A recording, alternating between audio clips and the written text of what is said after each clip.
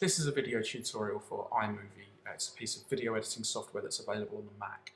We've been using GarageBand so far to create our music, so what I want us to do is now starting to add that into iMovie to create a music video.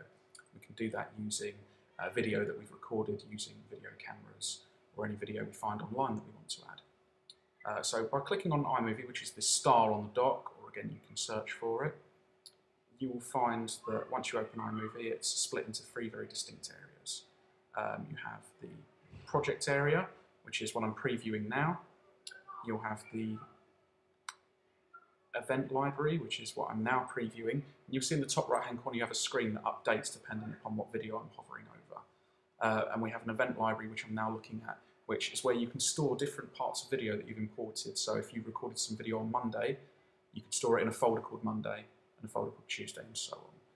So what we want to do is we're going to explore iMovie. We're going to look at the ways in which we can use it to add video. In the context of music videos, we first need to import some video.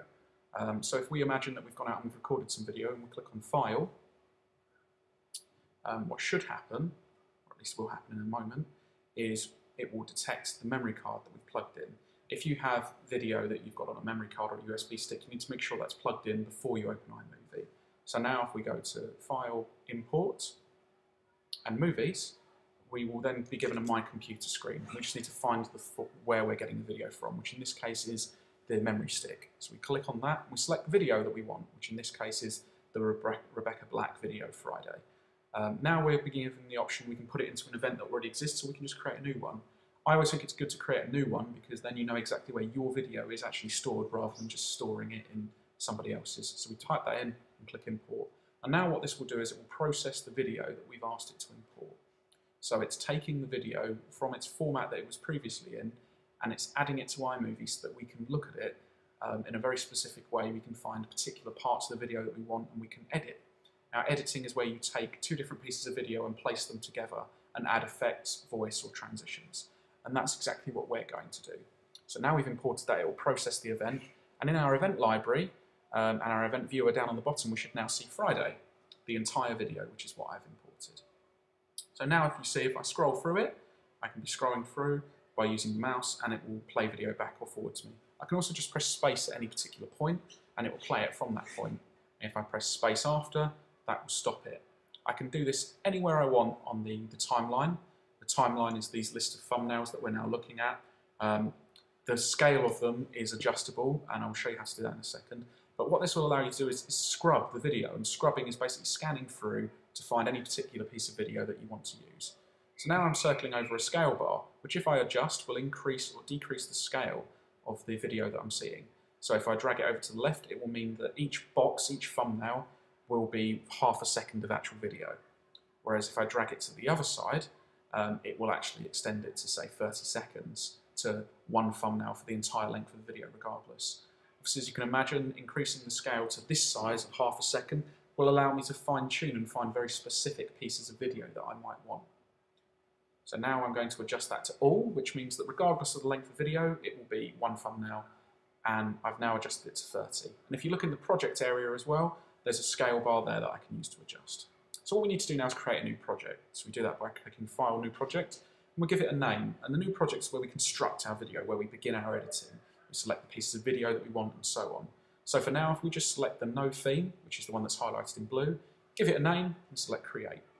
Now we have a blank project area and it's telling us to start the new project, select video or photos to drag them into this area. So what we're now going to do is find a bit of video that we want. So let's take the first part of the Friday video and I'm going to extend the scale so that I can find that piece of video more easily.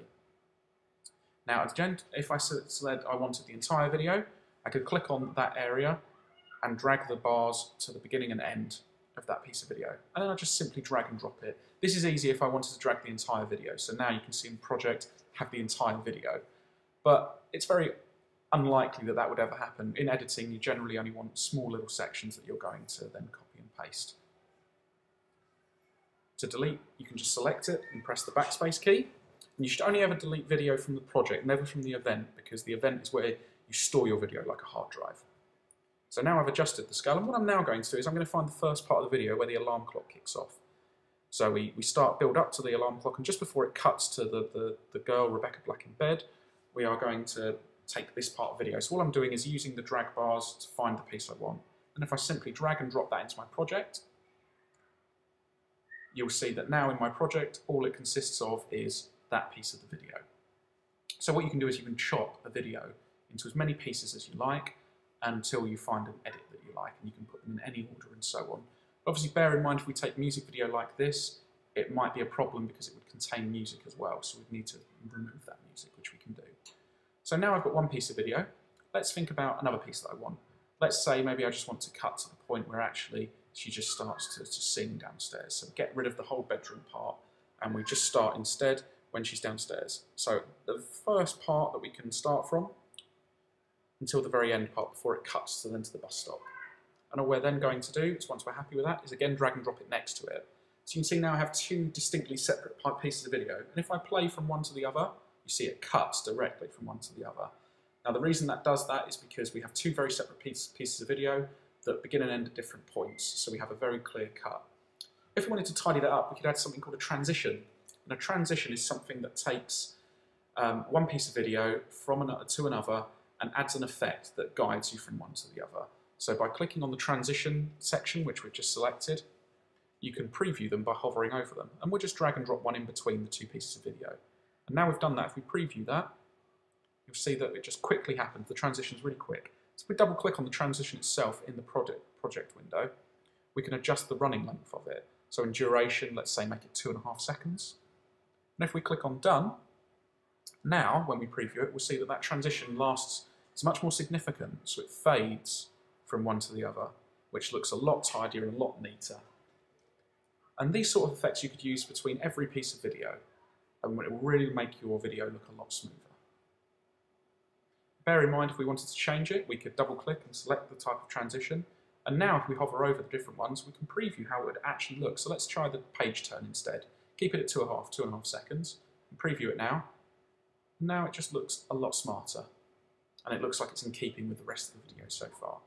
Now we've done that, we can think about what else we can add to our video. At the moment, it's all playing silently, so we need to think about adding some music.